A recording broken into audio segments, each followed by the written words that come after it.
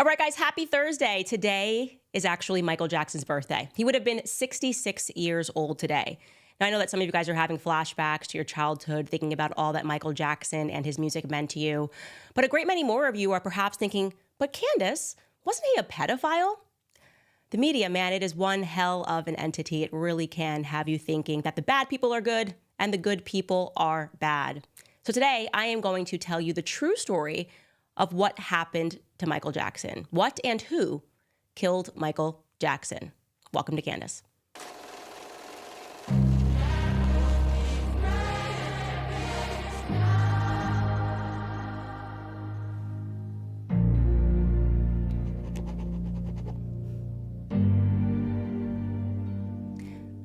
Man, oh man, growing up in a black household, I will tell you, Michael Jackson is just required viewing. It's funny because I was asking people today, the crew, I was like, hey, you guys remember that movie, the Michael Jackson movie growing up? What was it called?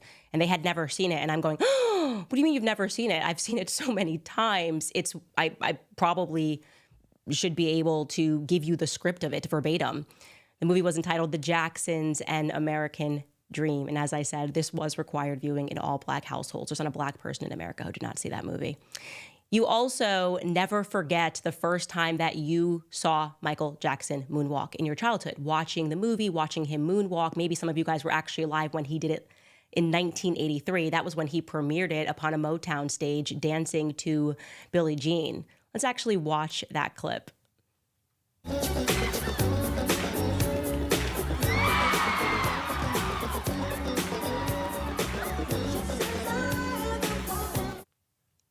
You can just imagine people were just thinking, what did we just watch? This man is walking backwards. He seems to be defying gravity. I mean, he was just such a tremendous talent. So I'm going to tell you guys a little bit about him, remind you guys really rather a little bit about him, because there, of course, was no person perhaps on earth that was more famous than Michael Jackson was as a Hollywood celebrity. Michael Joseph Jackson was born on August 29th, 1958. And as we all know, Michael and his brothers, Marlon, Jackie, Tito, and Jermaine, formed a band in 1962. And Michael was the lead singer in most of their songs. Their father was at first hesitant, but then he agreed to manage the band. And they became the Jackson 5, and they signed to Motown in 1968.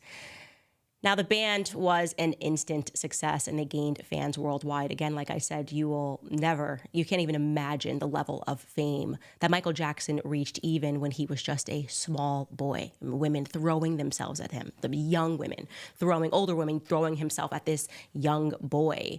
And it transformed him, obviously. And Michael stood out amongst his brothers because of his voice and just his tremendous star quality. I mean, I'm going to let you listen to him sing a cappella. Take a listen. When I had you, I treated you bad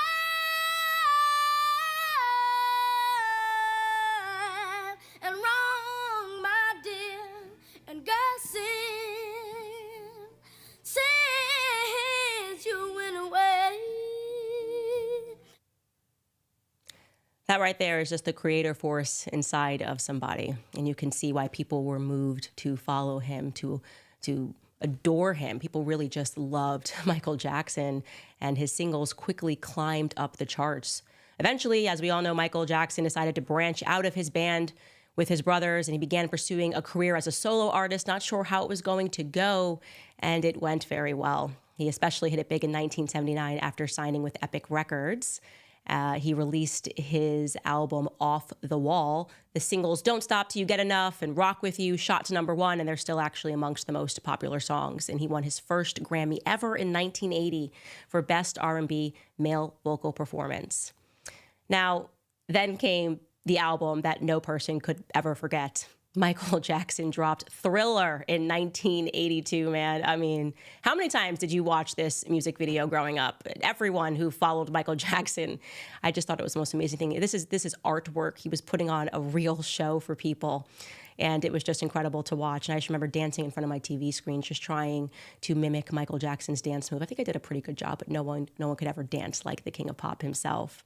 Thriller was an instant classic, arguably one of Michael's most successful and beloved albums. Thriller went platinum for the 21st time, and the Guinness Book of World Records certified it as the best-selling album ever. It has sold 70 million copies to date. 70 million people. So Michael himself had been in the public eye performing for 30 years, and he was nothing but adored. I mean, from his relationship with Princess Diana, Michael was everywhere, and it was just agreed that there would never be a talent like Michael Jackson. But then something happened in 1993, something very unusual given the fact that this was a man that was in the spotlight so much. It was in 1993 that the very first allegation came against him, made from a screenwriter in the industry. He was both a screenwriter and a dentist named Dr. Evan Chandler, who was based in Los Angeles. And his accusation was that Jackson had sexually abused his 13-year-old son, Jordan. Horrific. Now, how this came about was that Jordan told his psychiatrist that Jackson had molested him. And then the LAPD began a criminal investigation. But the investigation actually found no physical evidence against Jackson, and it was closed. The case was closed less than 1 year later. Now, that should have stopped the media from reporting on it. Michael Jackson wasn't guilty, but we know the media has never let facts get in the way of them having a good time. They broke the allegations worldwide, which led Michael Jackson to cancel the second leg of his Dangerous World Tour in August of that same year. And he cited health issues, health problems that were stemming from the stress of the entire scandal. And do you want to know what actually added to the stress? This is actually horrific. His sister, LaToya Jackson, came right out and she said, yup, Michael Jackson is a pedophile. But then something weird happened. She didn't provide any evidence. She didn't even attach that statement to a story. And when people prodded her about that, why did you say your brother is a pedophile? She admitted that it was her husband who had forced her to make that statement. Now, it's very strange. Who is LaToya Jackson's husband? Well, here's a photo of her with him. I'm going to tell you a little bit about him. Like Dr. Evan Chandler, this man is Jewish. I'm going to tell you why that matters as we get more into the Michael Jackson story. Her husband is a Jewish Russian immigrant, it says. His name used to be Jack Leon Gordon, and he then changed his name, also changed where he said he was born. He claimed that Las Vegas was his birthplace until he changed his name in 1981 to Samuel Isaac Gordon. And then he changed his name again in 1983 to Clifford William Johnson. And then he said he was born in Springfield, Massachusetts. Okay, this is all getting really weird. Why is this person changing his name so many times? And why is he pushing his wife to say that her brother is a pedophile? I mean, that's at least what LaToya Jackson said. And the story is going to get even stranger and stranger, making me think that we should maybe go back and re-examine his relationship, Michael Jackson's relationship, and with young Jordan and how these allegations came about. So let's do that. First and foremost, how did Michael Jackson meet little Jordan Chandler? It's actually kind of, the stars must have just aligned, literally the star being Michael Jackson. His car broke down on the side of the road. And he called the police. He was like, I'm Michael Jackson. Can you please come help me deal with this car? And they were like, no, actually, we can't help you deal with your car on the side of the road. And he made a bunch of phone calls. And then finally, somebody was driving by and they were able to help him. And that someone was an owner of Rent-A-Wreck. His name was David Schwartz. David Schwartz then gets Michael Jackson, tows the king of pop, could you imagine this, back to his shop and obviously calls his wife. And her name is June Chandler Schwartz. And he's like, literally the most famous person in the world is standing in our shop. You might want to get down here real quick. And guess what? June got down there real quick and she brought her young son, Jordan, with her. And then the relationship was born. Michael Jackson, as so many fans were surrounding him at this wreck place, he began speaking to the little boy because he, I guess, felt uncomfortable about all the press. They had a conversation, and he felt that the family was just so kind to him that they became really close friends. He traveled around with Jordan. He brought Jordan's mother with him, took them everywhere, hosted sleepovers with Jordan, along with other young boys. Obviously, we all know about his Neverland Ranch, and our understanding of that up until this point was just that Michael Jackson always felt that he didn't have a childhood. And so he always felt badly for children and wanted them to have an experience, have a real childhood, and created a ranch to make that a plausibility. Like he wanted to create Disney World forever for children. Then some things got kind of strange as you start to look into the story. You're going, okay, so they were friends. The media loved it. They referred to them as Michael Jackson's adoptive family. They loved the background story. And then apparently this kid's dad, Jordan Chandler, and to be clear, the person who picked Michael Jackson up and took care of his car was Jordan Chandler's stepfather. But his real father started going, I actually don't like his relationship with Michael Jackson. And that's interesting because then you find out that despite the fact that his real father, Dr. Evan Chandler, made these allegations against Michael Jackson, despite the fact that you learn that it was him that did this, Jordan Chandler, just a year later, decided to emancipate from both of his parents.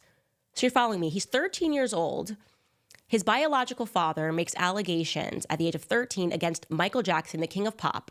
And a year later, Jordan Chandler moves to emancipate from both of his parents. In case you're not aware of what emancipation is, it's essentially you go to the court and you can say a variety of things. You show them that you have some way to make money and you say, I do not want to be the child of either of these parents. Literally emancipate me before I turn 18.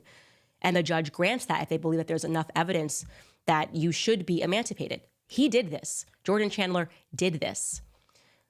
And it makes you wonder, like, how could you do this to your dad? I mean, like, your poor old man, that must have been a really tough decision for Dr. Evan Chandler to stand up to the king of pop and all his power and all his fandom and to say, hey, he molested my child and it wasn't on my watch. My wife is remarried. He shouldn't have even been having sleepovers. You would think that Jordan would adore his father for having done this.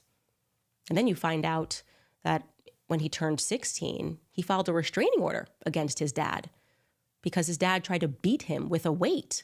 What's really going on? Well, certainly, again, like I said, at least it was courageous that his dad made these allegations against Michael Jackson, because this is sickening, it is disgusting, and it's not like his dad drugged him into making this sort of an allegation. Oh my gosh. Actually, he did. His father, Dr. Evan Chandler, did in fact drug his child into making the allegation about Michael Jackson. I'm going to read you directly from an article about what Dr. Evan Chandler did. It reads, on August 2nd, 1993, dentist Dr. Evan Chandler was extracting a tooth from his own son, Jordan, when he did something unusual. Under the supervision of an attending anesthesiologist, Dr. Chandler injected his son with a dose of sodium amytal, a barbiturate, although in pop culture it has sometimes incorrectly been called a truth serum. It is not normal to use sodium amytal to pull a tooth. In fact, it is a psychological drug with sedative and hypnotic effects. Oh, totally normal situation to drug your child, to sedate him with a drug that produces hypnotic effects, and then to ask him, did Michael Jackson molest you? To which your drugged and sedated son says yes. That is the actual story about how this allegation came about. And once his son said yes, and he recorded that, Evan Chandler then demanded $20 million privately from Michael Jackson. He didn't go to the cops. He went to a lawyer. He said, I won't make this public if you give me $20 million. If you don't give me $20 million, I'm going to make it public. And Michael Jackson told him to kick rocks, allegedly. And then he had his lawyer go back and say, okay, what about if it's just $1 million? And by the way, at this point, it says that his lawyer was like, hey, man, but like, you know, if your son was molested, maybe go to the cops, right? Like, don't just have me negotiating with the king of pop. Like, you should go to the cops. And he's like, you just keep negotiating. Unbelievably. And during this time, he took his son to a psychiatrist. We love psychiatrists on this show. And he made his son describe graphic details of what Jackson had done to him, but didn't do to any of the other boys who were also present for the sleepovers.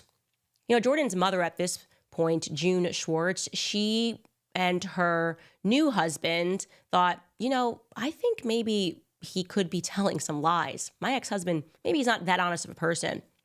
And so Jordan's stepdad, a man named Dave Schwartz, decided to confront him, to confront Dr. Evan Chandler. And not just to confront him, but to record him speaking about what he was going to do to Michael Jackson and co. Take a listen to Dr. Evan Chandler, the dentist, in his own words. This man is going to be humiliated beyond belief, and will not believe it. He will not believe what's going to happen. And beyond his worst nightmares, that's that one more record. This attorney I found, I interviewed several, and I picked the nastiest son of a bitch I could find. Once I make that phone call, this guy is just going to destroy everybody in sight. Any devious, nasty, cruel way that he can do it. And I've given him full authority to do that. It'll be a massacre if I don't get what I want. If I go through with this, I win big time. I will get everything I want, and they will be destroyed forever. They will be destroyed. June is going to lose Jordy. She will have no right to ever see him again. Yeah. That's a fact, Dave. That's what's Does that help? Michael's career will be over. Does that help Jordy? Michael's career will be over. And does that help Jordy? It's irrelevant to me. Oh, whether or not this helps his son is irrelevant to him. That man sounds like he is on a warpath. You think that's crazy? Well, it's about to get even crazier. Do not go away after a brief message from one of our sponsors. Hang on. All right, you guys, with a cliffhanger like that, you likely will not be able to sleep until I finish the story. But don't worry, there is Beam in case that is the case. Here's the thing about sleep. It's the foundation of whole body health. When we sleep well, our minds and bodies perform at their best. Good sleep is both mental and physical, and our daily performance depends on it. Beam's science-backed Dream Powder is tested for high-quality efficacy and formulated to ease your body into rest, supporting all 4 stages of the sleep cycle to help you fall asleep faster and stay asleep longer. Other sleep aids can cause next-day grogginess, but Dream contains a powerful all-natural blend of 5 key ingredients: reishi, magnesium, L-theanine, apigenin, and melatonin.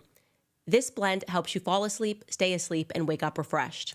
Right now, my listeners get a special discount on their healthy hot cocoa for sleep with no added sugar. You just mix Dream into hot water or milk, froth, and enjoy before bed.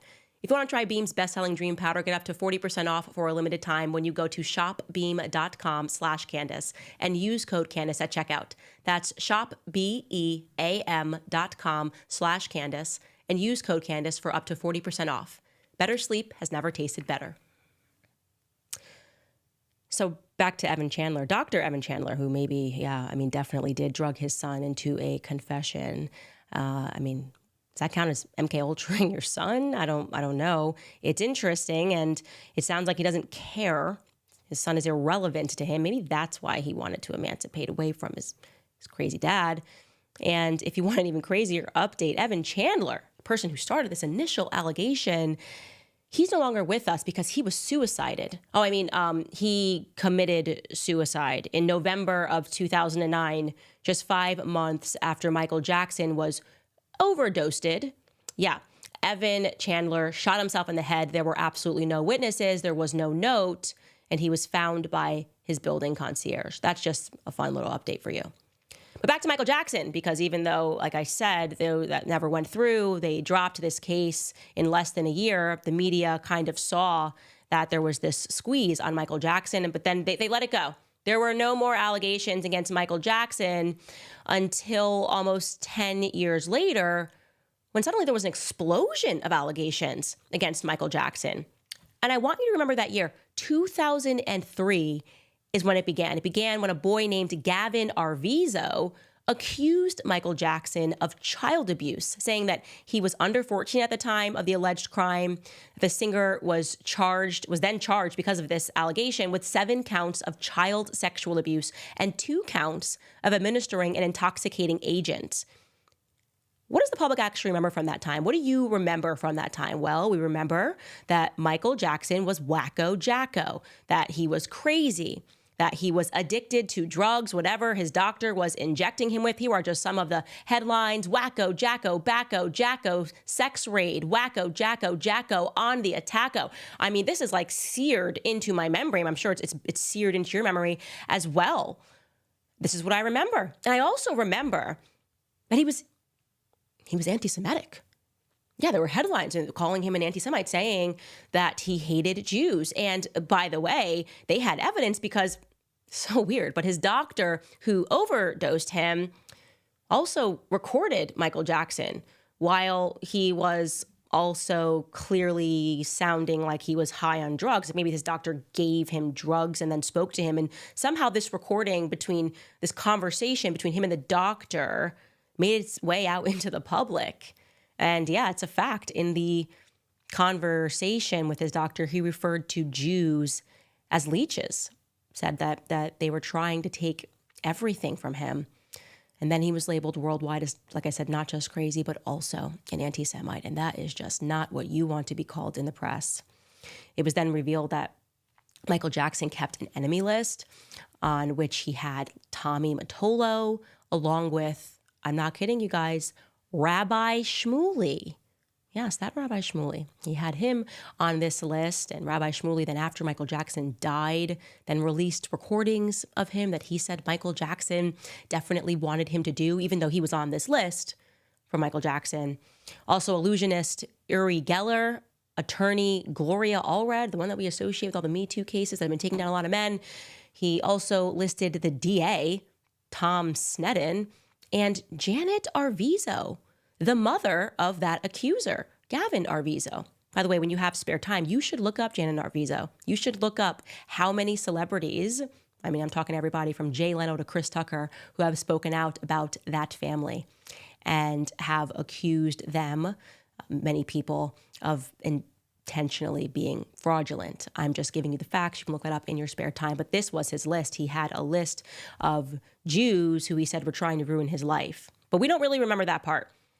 We don't remember even that Michael Jackson, despite all of those media headlines and being accused of being a pedophile, he actually won his case.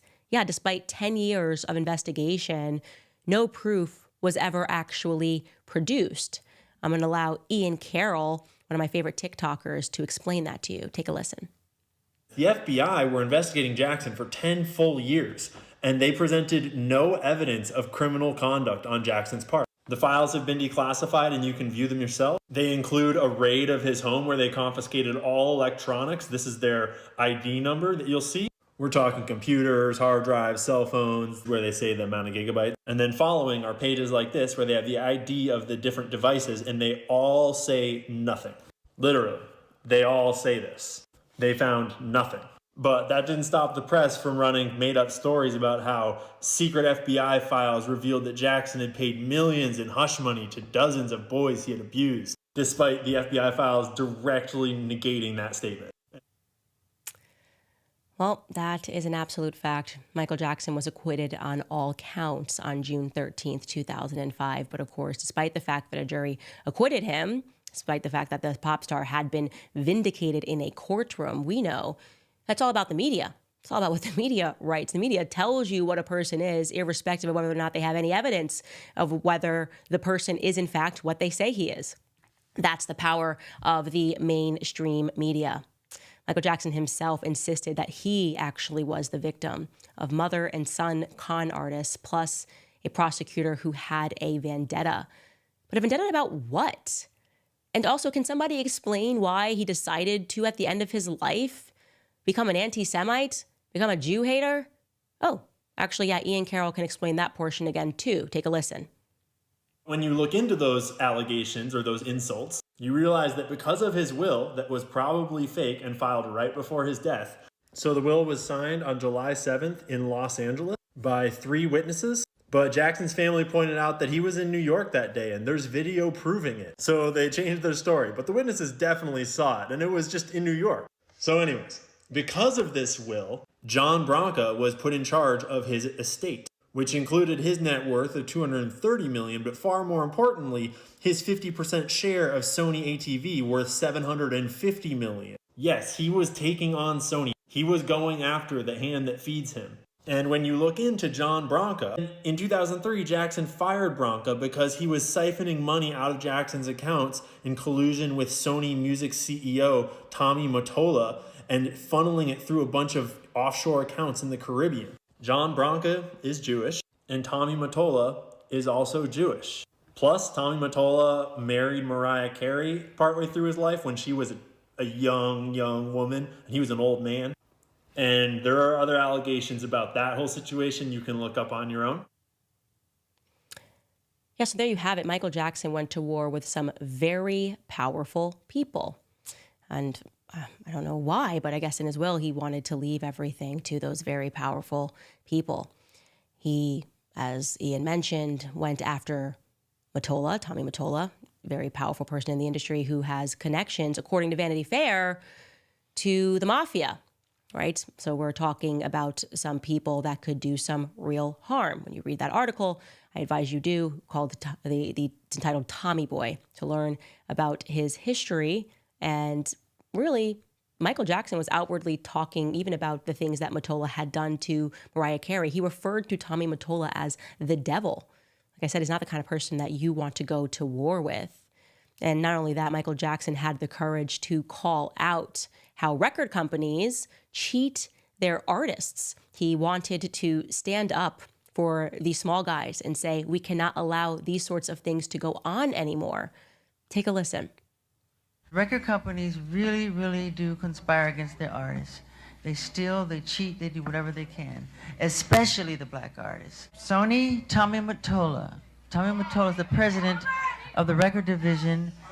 He is a mean, he's a racist, and he's very, very, very devilish.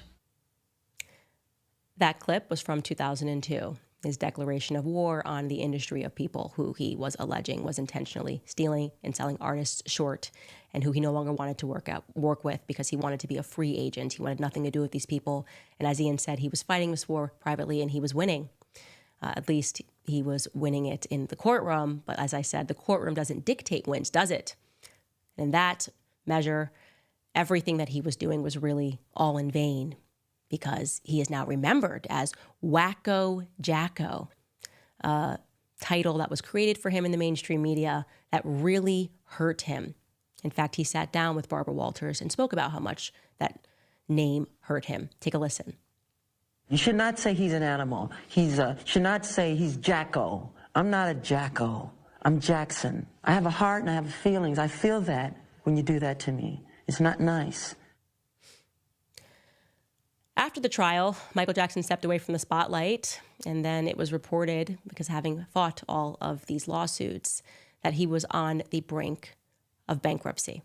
I want you to think about that. I want you to think of a person who once sold 70 million records, made Sony extremely rich, that at the end of his life, he was on the verge of bankruptcy and had faced closure on his Neverland ranch.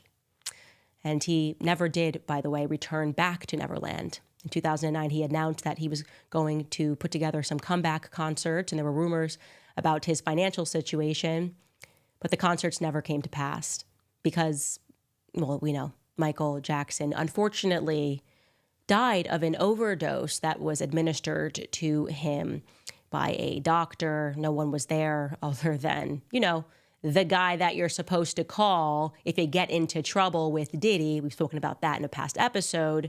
Fahim Muhammad, and of course, Dr. Conrad Murray, who basically got a slap on the wrist. A doctor from the Virgin Islands who got a slap on the wrist, had been leaking phone calls. And I don't even believe, and you can fact check me on this one, that he's even had his medical license removed. I think he's still practicing back in the Virgin Islands. Again, I'm pretty sure that's the last thing that I've read on it. So that is the story of Michael Jackson. His death was ruled a homicide. And in 2011, Conrad Murray was found guilty. He was allowed a cell phone in the slammer while he was in there. Really strange. And then, like I said, he was released back into normal life as if nothing had happened. So what do we say to that? Well, it's interesting because what happened to Michael Jackson could never happen today, right? Back when all this was going on in the early 2000s, the media ran things. They completely controlled our minds. I, too, was warped to believe that Michael Jackson was a pedophile, and not that Michael Jackson had picked a fight with some very powerful people who have a leg in the media, who can make things appear and make things go away with the snap of their fingers. And since then, there have been a lot of artists who have tried to speak out about this type of mafia behavior, where when people don't get what they want, they will take everything from you and ruin you. To turn the king of pop, to leave him desolate and broke at the end of his career, is a crime. But, here's the thing that I will say. They can lie, they can steal, they can deceive, but they can never create, because these people do not have the creator force within them, because Michael Jackson was right when he said that these people are devilish. All they can ever do is try to dissuade the masses via lies, and to go to sleep every night knowing that you are a liar, that you have no creative force within you, that you will always have to steal from people who actually do have talent. You will always have to lie about people who actually do have that creative force. That's a sad eventual ending for those individuals as well. And so Michael Jackson, they may have taken your money, they may have for a short term impacted your reputation, but there are so many of us in the world who now recognize the truth of what happened to you, and we have platforms and we have voices too, and we will continue to hold a candle for the King of Pop. Happy birthday, Michael Jackson.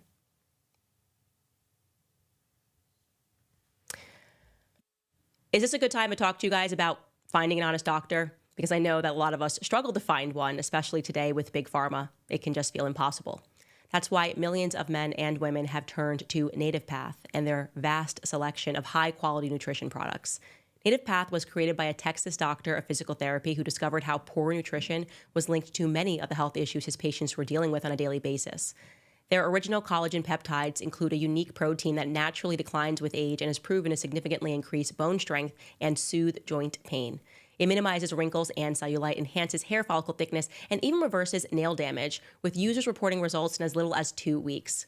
As a partner of the show, Native Path is offering my listeners up to 45% off their bone, joint, and ligament restoring formula. Native Path has thousands of 5-star reviews and over 4 million jars sold. Every order comes with a 365-day money-back guarantee, so there is no risk to try today. Listeners can visit nativepath.sale/Candace to get up to 45% off while supplies last. That's nativepath.sale/Candace. There was another person in the music industry who spoke out about gangs and saying that he was having his entire life taken from him and that he just wanted to be free. And he also was crazy and anti-Semitic. Wow, that is a trend. Must be a trend. We can cut to this clip of Kanye West. Drove me to a point of exhaustion, which was misdiagnosed by I'm not going to say what race, what people, doctor, and what hospital, and what media went to. We know I can't say that. It was a Jewish doctor. Kanye, I don't know what he's doing out there. Like I said, crazy anti-Semitic, has not yet been accused of being a pedophile, but we'll just wait because the media can drum up essentially whatever they want. And that's exactly what has been happening to me. So you're not going to believe this. Yesterday, I was informed by some reporters who have a soul that the ADL sent around what effectively should be deemed a hit list, like went to reporters and basically said, here's everything you need to know about Candace Owens and here's how you can attack her. And they put me up on their website. Now, just to give you the background of this, the ADL has been orchestrating all of these attacks on me and their huge network of journalists, their never-ending budget, because I, at first, attacked them for defending a convicted pedophile named Leo Frank. And I don't feel sorry about that. I just do not care. So now they're pretending that I said that Judaism was a pedophile-centric religion. Definitively never said that, but who cares? Like I said, we don't let facts get in the way of a good time. And so they've sent these talking points to journalists around the world, and that's not it. So they have me listed that I espouse conspiracy theories related to the LGBTQ plus community, that I've downplayed the impact of slavery and racism on the Black community. They have where I used to work at, where I'm going. They also, my understanding is they mentioned in whatever email went out, my advertisers. And you're not going to believe this. Lo and behold, I woke up today. So this email that they sent out went out yesterday. I woke up today with advertisers telling me that they were getting specific emails from people. This one was written by a man named Adam Goldman of the NYU Review. Hope this finds you well. My name is Adam Goldman. I'm the chief editor of the NYU Review. Does Goldco still sponsor Candace Owens? Because Owens has recently suggested that elements of the Holocaust may be propaganda and that a cabal of pedophile Jews are controlling the world. Her actions have been widely condemned by Sarah Carter and Gad Saad and countless others. Does Goldco agree with the sentiments espoused by Owens? Let me know as soon as possible. So just so we're clear, you guys, when people are describing gang-like behavior, this is what they are speaking about. So what's actually transpired here is at first it came, Rabbi Shmuley and the threats for me to get fired from where I was working. And then when that was achieved, they were like, okay, we've won. And then I re-brought my show back and they were like, wait a minute, why are people still listening to her? We've already smeared her and we called her an anti-Semite. People, why are her views so high? We're going to have to go harder. And then when they realized that going harder only made people realize how dishonest they were, people are watching the show and they're watching them lie in real time, they hatched up their third plan. So their third plan now is, how does Candace Owens make money? That's the question. They've sat down in some room, they've asked the question, and somebody said, well, she makes money on YouTube. And so you're not going to believe this. This account called Awesome Jew started saying to people, let's start mass reporting her YouTube channel. And he said this after I dropped my Tristan Tate interview. And he showed a step-by-step guide of how to fake report my account. Here it is. You can even provided a link. You can report her YouTube channel here. Because now they're like, okay, well, we can't get rid of her. Look at this. This is incredible. But you go down and hit hate speech against a protected group. Do this to the Tristan Tate episode and we'll get it taken down. We're just going to start mass reporting her so that people can no longer listen to her show. And you're not going to believe this Tristan Tate interview. We actually did the right thing and we asked YouTube to manually review it before it went out. YouTube manually reviewed it as soon as it went out, and they came back to us and they wrote, your video is suitable for all advertisers. Amazing. But that was before this awesome Jew decided to inspire people to mass report. And then yesterday we got an email from YouTube saying, oh, forget the part where we reviewed it. We removed your content with Tristan because it doesn't follow our community guidelines. I want to show you guys this in real life because I think it's important to go through this sort of a thing because it creates a legacy. It allows people to understand what's actually happening in this world. Michael Jackson, when he was alive, like I said, didn't have the blessing of podcasting. He didn't have the blessing of independent journalism. And so when you made the mainstream media people upset, that was it. It was over. They created a narrative. But you guys get to watch this in real time. So they said, okay, that's one way. YouTube, we're going to start mass reporting her account, and then we are going to go after her speeches. I shared a couple of days ago that Barry Weiss's writers, who have not stopped consistently first trying to wacko jacko me, Barry Weiss came out and was like, Candace is unhinged, and they're doing the exact same treatment. Candace is crazy. She's lost it. She's got, what did someone diagnose me with, like postpartum psychosis? One of them was pushing. And so Barry Weiss then had another reporter. And I know his last name is Rubenstein. I'm forgetting his first name. It might have been Adam Rubenstein, but I'm not sure if I'm guessing here that it's two Adams. He came out and was working on a hit piece, didn't even contact me, and was essentially just trying to put pressure and rumor in the air to pretend like I was getting dropped from speeches because that's what they want to happen. They don't want me to earn any income at all, which explains why when I showed you last week that they even used their anti-defamation arm in Australia to lobby politicians to get my visa denied. Like, she can't travel. Like, she's a criminal. She can't travel to make any money overseas and to give speeches. And this is how they started this like fake Holocaust denial narrative. It's very important for you guys to recognize this. I want to add my voice to people like Ye, like Michael Jackson, who have had the courage to stand up to this sort of a mafia that are lying and attacking you, lying on your character day in and day out, and doing it with the audacity of accusing you of being a hateful individual simply because you won't kowtow to their narrative. And it doesn't matter what that narrative is. For Michael Jackson, it was about Sony. Right? It was about his shares in Sony.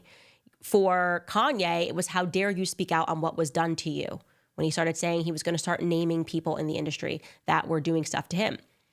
And he did name people, and nobody cared, even when he showed evidence that Harley Pasternak threatened to drug him and send him back to La La Land. Nobody cared because the media is not there to protect Kanye. They're there to protect Harley Pasternak. He's in the in club, right?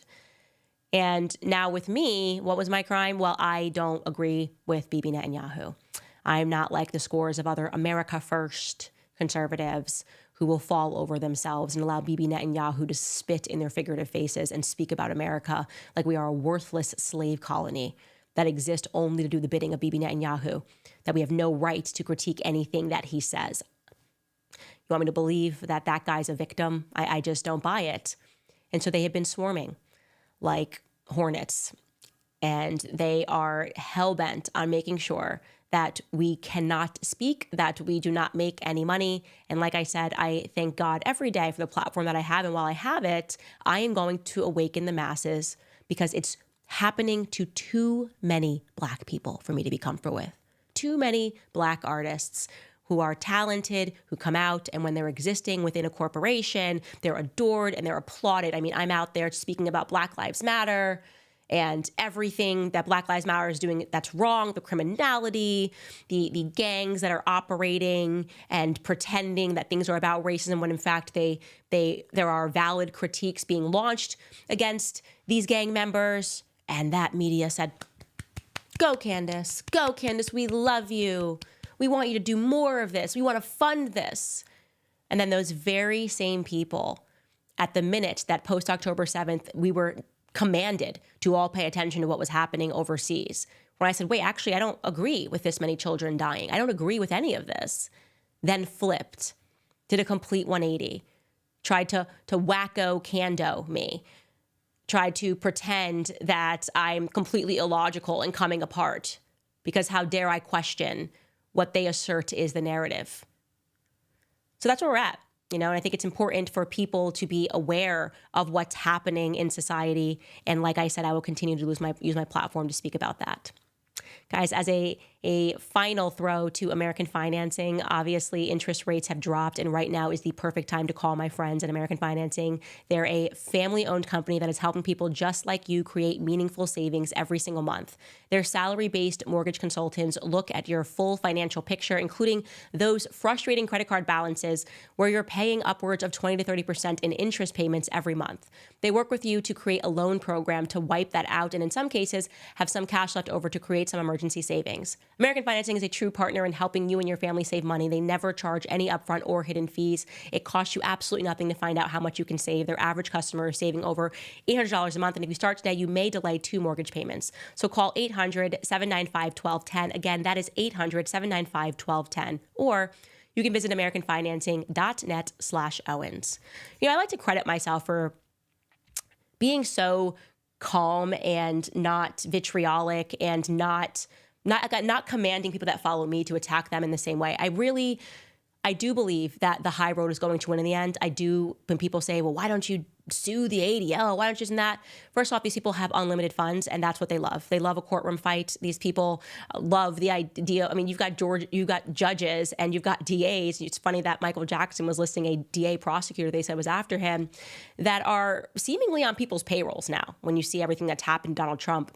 And I think the best thing you can do is to use your God-given voice and to use your God-given platform and to continue to build in the end until we all own our own stuff. And that's why I am just tremendously grateful to all of you guys for supporting the show on Locals, because now I am not owned by anybody but the people. That's the truth. And when I let the people down, there will be no more Candace Owens. And until that day happens, they don't really have any power over me. By the way, I wanted to show you guys before we end this episode, this headline. Literally, I just think it was created by ChatGPT. Somebody went to ChatGPT and they said, give me a headline, produce me a headline that will really make Candace Owens angry. And then they said, okay, here it is. And it's a headline from CNN, which you may have seen me tweet earlier, that they have agreed to a temporary ceasefire in Gaza so that they can give them polio vaccines. I'm not kidding. They've decided, after the entire global community has pleaded with them, given the amount of death of Palestinian children, to stop. Well, they said, no. But then, because there's nothing bigger than Big Pharma, they've agreed to pause the infighting in Gaza for polio vaccination. You couldn't get me. I mean, there isn't a sum of money. You could actually offer me $10 billion plus the entire Gaza Strip, and I would not put that vaccine in my arm. Oh, yeah, definitely trust the science here. Definitely inject your children. It confounds the mind. I mean, it just completely boggles the mind here. Like, you don't care to stop so that kids stop being killed in bombs, but you agree to stop because you claim you care about the kids who definitely need the inoculation, that they don't need like homes and basic sanitation, but they need an injection. It's an absolute madness. I mean, it's just completely crazy. And I had to show you guys that headline before I jump into your comments regarding this episode. Okay, let's read some of them. I'm going to jump first to the super chats. Dragonfly writes from Norway. It's not dollars, but respect to Candace and Michael. Nicholas Grimmy writes, Candace, thank you for following up on Diddy. By chance, have you ever looked into Jaguar Wright? She's been a whistleblower of Diddy and the industry since 2019. Please watch her interviews on YouTube. No, I have never heard of her, Nicholas, and I will check her out. Amanda Kasperzik writes, I love you so much. I found you a couple of months before they took you off the Daily Wire. You are my source of news that I watch every week. Not all heroes wear capes and speak truth. Thank you so much, Amanda. That's really kind. And I'm always happy that people are finding me wherever they are finding me. And again, I owe my platform to each and every one of you for sharing also my content. Like just when you take these links every day, something that you can do to be a Candace warrior is to just share these podcast episodes on your social media channels and tagging me in it too. I also love being tagged and seeing you guys actually watch it. LA Wizard writes, I mentioned MJ a few weeks ago and I'm so happy you're doing an episode of him. Thanks for talking about what really happened with Michael Jackson. Thank you guys for giving me the opportunity to, because when I learned it, I was really, obviously I was young, but I was disappointed in myself for having believed everything about someone who was, you have no idea what this man meant, especially to Black Americans, and how quickly we allowed the media to allow us to turn our backs on him. Like the media had power over us to turn our backs on somebody who gifted us with so much. And I won't make that mistake again. It's why I didn't do it. With all the bait in the world, I didn't do it to Kanye, because the media has no control over me. Valerie writes, Michael wasn't technically my generation, but I've always loved his music, and I have been telling people for years this was all a lie. Good to know I am now not alone on this, though. Chase writes, hey, Candace, thanks for awakening me, to God and lies. Could you please do a history channel? I feel like that would wake my friends up to the lies as well. I am planning that. I've said this. My goal for next year, it's not a goal. I'm going to make it happen because goal makes it seem like it's like in a distance. I already tweeted it, so it has to happen. Me and Dave Smith, I want to do a series, 10 to 15 episodes of me and him just discussing various things that I think any parent would just want their children to know about things that have happened in this world outside of what they're learning in a classroom, which is pretty much just a fairy tale, believing that we were righteous in every war that we fought and that we absolutely had to give our tax dollars to end it. It's a nonsense, and people need to realize that it's a nonsense and that America has a very checkered history and, in my view, a very checkered future if we don't wake up to it. All right, Rose, lastly, for the super chats, writes, Candace, can you bring Bassem Youssef on your show? Let me be clear. I have tried to get Bassem Youssef on my show. I reached out, mutual friend, said, hey, will Bassem do it? And he never got back to me. I think he big-timed me. I think it was big-timed with Bassem Youssef. I don't know. So I don't know if you guys have access to him. You want to mean tweet him and be like, hey, why'd you big time Candace Owens? She's trying to get you on her show, because people were saying, Candace, you've had so many Zionist voices. How come you won't have any truly Palestinian voices? Like, you've had Dave Smith talk about Palestine, but why not have an actual Palestinian? And I know actually Bassem Youssef is not Palestinian, right? I think it's his wife that's Palestinian. But I think that he's very respected in the community as a voice to speak about what's happened to his wife's family. I've tried it. I am open, like I said, to speaking to everyone. And I just have not been able to get in touch with him. This person says we may need a reality check. We may need to really know what happened to Whitney Houston. Yes, I have peripherally looked into that, and it's tale as old as time in terms of intentionally getting tremendous talents addicted to drugs. And I just am wondering, how many times can someone die in a bath in Hollywood? Just asking a question. Just asking questions here. How many times can someone die in a bath? Like, is this like a thing? Like Whitney, her daughter, that guy from Friends, Matt, I can't think of his last name right now, from Friends, who died in a bath. Aaron Carter died in a bath. His last tweet was to Kanye when Kanye said, I'm about to go DEFCON 3. Aaron Carter then tweets, hey, we should link up, when he started talking about Harley Pasternak. And then the next day he died in a bath. I don't know. It's just like, I want to be clear, guys. I do not take baths. Okay? Like, I am a shower girl. Anything happens to me in a bath, no. Okay? Anyways, you guys, we are going to wrap this. Thank you again. If you can, please go to locals.com and give what you can to support the show. Also know that we are working on a platform in the event that these attacks work and these coordinated harassment campaigns work and they start giving me strikes on YouTube. We are quietly building a platform in the background as well with the money that you guys have donated thus far to Locals. It's been a major pull to get this done. And it's probably going to take a couple more months and we're going to put a shot in the dark on it. So just give us some time to be patient. And thank you guys. Head to clubcandace.com if you want to buy a Candace cup. Love you. And we will see you tomorrow because I have a really amazing interview with Xavier Poussard, the journalist who broke the Brigitte Macron has a dong story. We'll see you guys tomorrow.